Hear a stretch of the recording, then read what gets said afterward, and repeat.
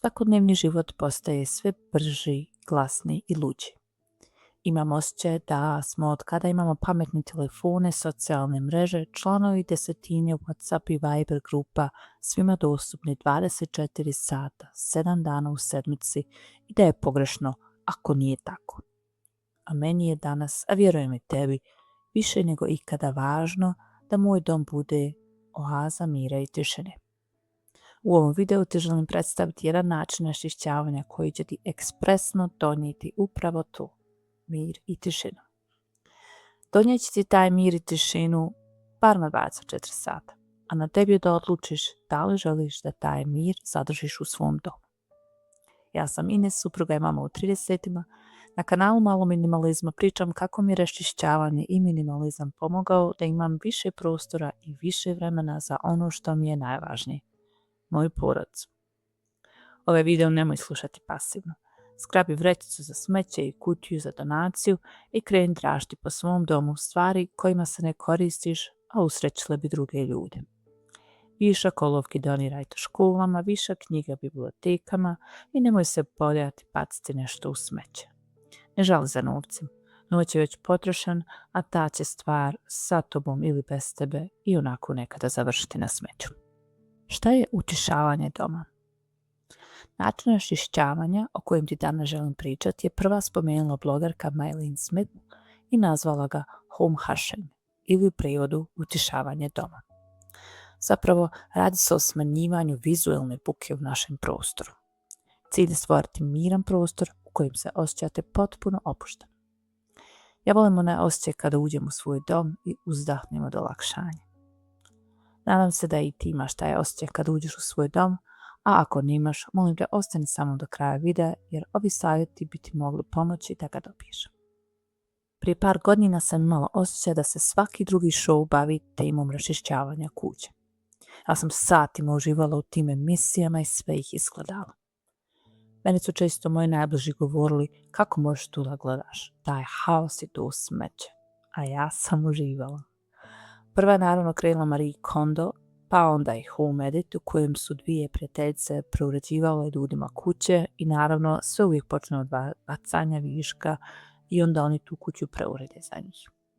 Kolačići stoji u prozornoj staklenici tako savršeno da se upitaš da li to uopće iko jede. I sve su knjige poredane u duganim bojama. Probala sam sve što sam vidjela i ništa, ali ništa me nije oduševilo i donijelo brze rezultate kao utišavanje doma. Kako da utišate svoj dom? Metoda je zapravo genijalna i prejednostavna.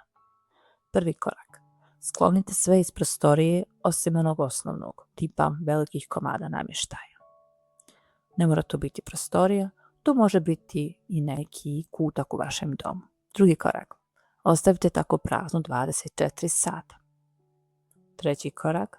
Nakon jednog dana ponovo procijenite prostor i vratite unutra samo ono što vam je zaista važno. Stručnjaci kažu da svaka stvar u prostoriji stvara neku vrstu zujanja. Naš cilj nije da sve bude potpuno nijemo, nego da to zujanje postane harmonična melodija. Evo kako to možete uraditi u svom domu. Nemojte odmah misliti da to se mora biti dramatično, ali želim te malo pogurati da bi isprobala nešto novo, jer ti možda baš tih 24 sata bez sitnica koje te okružuju donesu neke spoznaje koje do sada nisi ni vidjela. Ja uvijek kažem u kretanju leži spas, tako da ajde da se zajedno krećemo i raščistimo. Kada sam čula ovu metodu raščišćavanja, izignorisala sam je. Čula sam je onda ponovo par puta pa sam je opet izignorisala. Ali jednom sam, sjećam se, oko ponoći dok sam gledala neki video, odlučila da je probam. Skladala sam neku kutiju i apsolutno sve dekoracije i slike skinula sa polica i zidova i stavila ih u nju.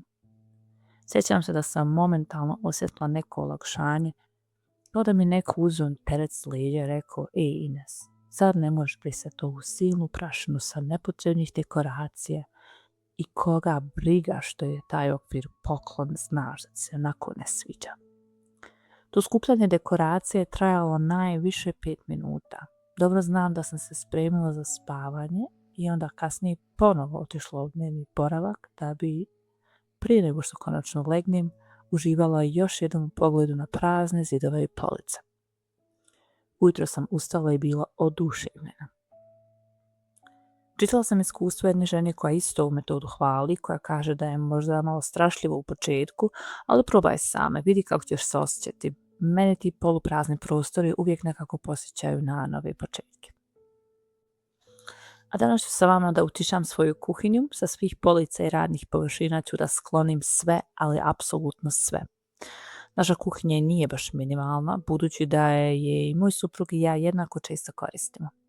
Oboje kuhamo i u kuhinji se nalazi puno stvari kojih bi se ja rado riješila, ali on ne bi.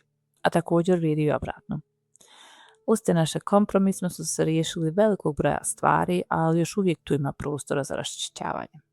Ja mislim da trenutno ni nemamo puno stvari na površinama, ali da se razumijemo, kada nešto gledamo svaki dan, prestanemo primjećivati svoj nered. I onda se nekada možda pitaš kako neki ljudi ne primijete svoj nered. Ali to je jednostavno tako, gledaš ga svaki dan i onda ga prestaneš primjećivati. Stručnjaci kažu da je ovo metoda raščišćavanja koja vam doslovno može promijeniti život. Ne radi se samo o bacanju stvari, već o tome da dobro razmislite gdje šta stoji, da svaku stvar postavite s namjerom i riješite se onoga što vam više ne služi. Krajnji cilj, bolje mentalno zdravlje i osjećaj mira. Utišavanje kuće je nevjerovatno efikasan način da raščistite i organizujete svoj dom. Poenta je u smanjenju te vizualne buke. Ova strategija vam pomaže da se fokusirate na stvari koje su vam zaista bitne, da posložite prioritete šta ostaje, a šta ide i stvorite mirnu atmosferu. Utišavanje doma je savršena ravnoteža između minimalizma i onog ugodnog, toplog osjećaja u kući, stvarajući utočište koje vam stvarno odmara dušu. Uvijek se radi o tome da budete maksimalno namjerni oko toga koje stvari želite zadržati i tačno gdje ćete ih staviti. Tako sami diktirate estetiku i ambijent svog prostora. Puno vas je željelo video ovog formata, nekomu kojem će slobodno pričati ili raščišćavati zajedno sa vama, tako da želim da zajedno vratimo sve stvari koje sam jučer uzela iz naše kuhinje i da zajedno prođemo kroz cijeli taj proces. Šta je bitno, šta sam shvatila u ovom eksperimentu i šta od ovih stvari zaista želim imati ponovo na svojim policama. Uglavnom su to bile stvari za koje ja zaista mislim da mi trebamo imati na dohvat ruke na radnoj površini, jer ih koristimo često. Međutim, šta je se desilo jučer? Nakon što sam sve stvari sklonila, po ovom principu kaže stvari se moraju skloniti daleko od sobe koje smo utišali, sklonila sam stvari u spavaću sobu i onda sam shvatila da jučer smo imali sasvim normalan dan u kojem smo kuhali, družili se i ništa od tih stvari mi apsolutno nije zatrebalo u toj mjeri da sam pomislila wow, bez ovog ne mogu. Osim naravno spužvice i deterdženta koji sam sklonila. Zato kada je bilo vrijeme pranja suđa, naravno uzela sam nazad, vratila ih i pomislila sam onda kako bi možda bilo lijepo da imam neko mjesto gdje nisu baš tako vizualno upadljivi, ali svejedno meni na dohvat ruke. Zato bi možda idealno bilo da ih smjestim u neku od ovih polica. Međutim, budući da je puno vas tražilo video ovog nekog sličnog formatu kojima zajedno prolazimo kroz proces raščišćavanja, zmišljanja, ja ću te sada povesti sa sobom i sve stvari koje sam jučer iznijela ću vratiti na mjesto. Jedna od stvari kojih definitivno vraćam na mjesto je ovaj predivni čup. U njemu sam govorila o nekim svojim prethodnim videima. Mislim da je ovo jedna rijetka dekoracija koju zaista volim u našoj dom, tako da sam on definitivno vraća na sebe. Deterdžent na suđe i sapun ću definitivno vratiti na mjesto jer mi to zaista treba. Međutim, razmišljat ću o tome zaista da se riješim neki stvari koje stoje ispod, pored kanti za smeće. I na taj način bi možda mogla da stavim njih ispod. Kada dođete u fazu raščišćavanja, u početku samo bacate, donirate, prodajete i onda krene zanimljivi dio, krene taj dio organizacije. Počnete da razmišljate kao u nekoj Tetris igrici, gdje bi mogla tu da stavim, da mi bude lakše, da mi bude prijatnije. Jer jednostavno nakon toliko godina u kojima iste stvari gledate na istim mjestima, teško je se ponekad prebaciti u film da bi mogli nešto drugačije da organizirate kako bi sami sebi olakšali svakodnevni život. Zato te sad definitivno hoću motivisati da isprobaš ovaj eksperiment i da možda svoje stvari možeš gledati na drugi način. Jedna stvar za koju sam pomislila da mi možda zaista ne treba jeste ovaj stalak za kuhinsku rulnu. Možda bi ih mogla da nabavim neki koji stoji gore i koji se samo onako povuče dole. Mislim da znate na što mislim. Razmislit ću još o tome jer ne bih htjela da kupujem nešto uzalud.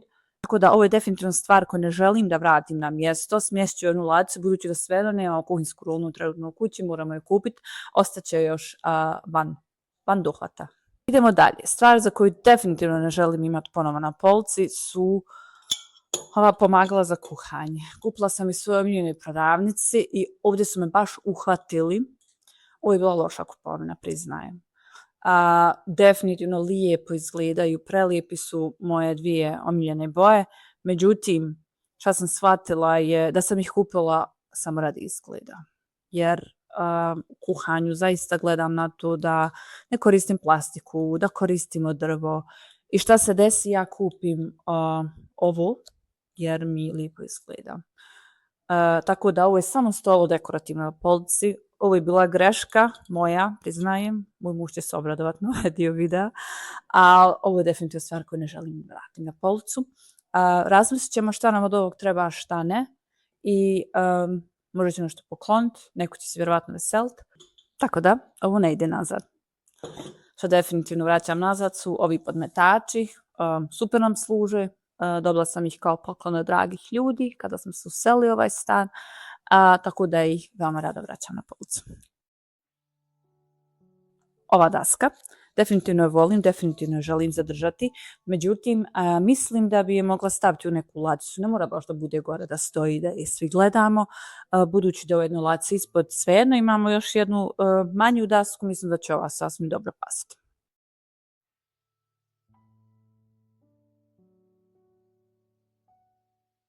Uspjela je stati odlično. Još jedna stvar manje na pultu. Idemo dalje.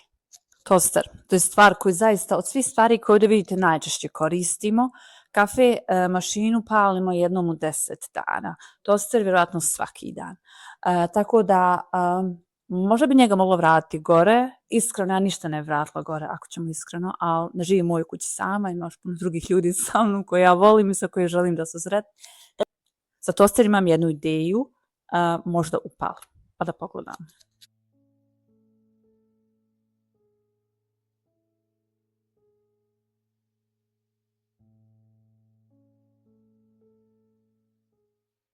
Znači, toster paši perfektno u ladicu koja se nalazi tačno ispod mjesta na kojem je toster stojao.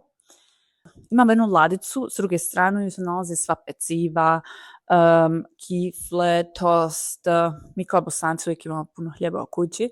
Tako da bilo bi možda logično da u toj polici stoji toster i da to bude sve jedna zona. Tako da predložit ću mužu. Ako toster nastavite viđati tamo na onom dijelu, znači da moj plan nije upalio. Ali probat ćemo na drugom mjestu.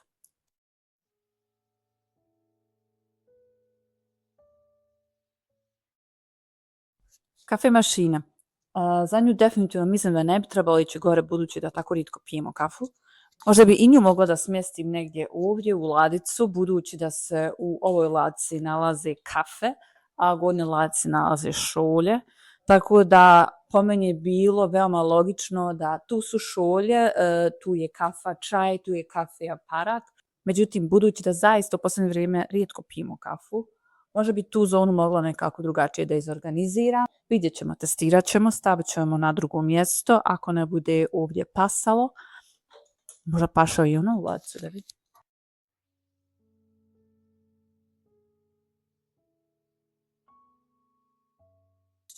Ladica, nažalost, nije toliko duboka da u nju stane ova kafe mašina.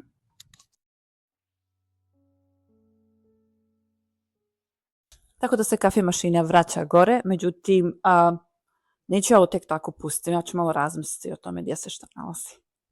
Ok, idemo dalje. Ovdje se nalazi polica za voće. Ona često stoji tu na našoj polici kada imamo višak voća koji se ne može staviti u frižider, zato je smatram veoma praktičnom. Međutim, ponekad pomislim da volim vidjeti voće u nadi da će ga djeca češće jesti. Međutim, moja djeca jedu voće zaista svaki dan. Ne mislim da je to neki problem, a lično više volim da se svo voće koje imamo uvijek nalazi u frižideru, posebno na ovih plus 40 koji trenutno imamo u Austriji. Tako da morala bi razmisliti za ovu policu.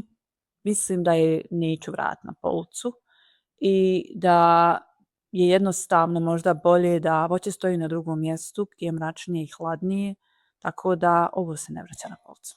Ovdje imamo čaše za vino. Njih vraćam na policu budući da nijedna druga polica koju imam nije te visine da može na njih stati ovoliko visoka čaša. Jedan prijatelj mi preporučio ove stalke. Mislim da su zaista praktični budući da čaša stoji na pačke i na nju padne, nadam se, manje prašine nego da stoji ovako. Tako da to vraćam.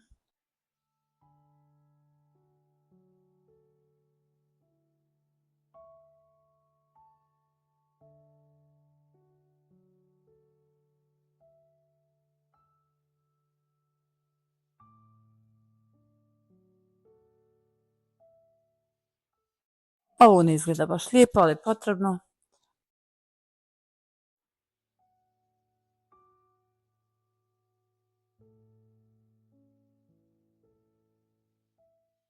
I to je to. Ovo je kuhinja sa svim stvarima koje sam vratila u nju. Ukoliko želiš dalje da raščišćavaš, ja te motivišem da to uradiš dalje. Otvori sve svoje ormariće i ladice i sortiraj šolje koji ti više ne trebaju, tanjire koji možda nisu u najsjajnijem stanju. Razmisli o zonama koje bi možda mogla kao i ja da napraviš u svojoj kuhinji.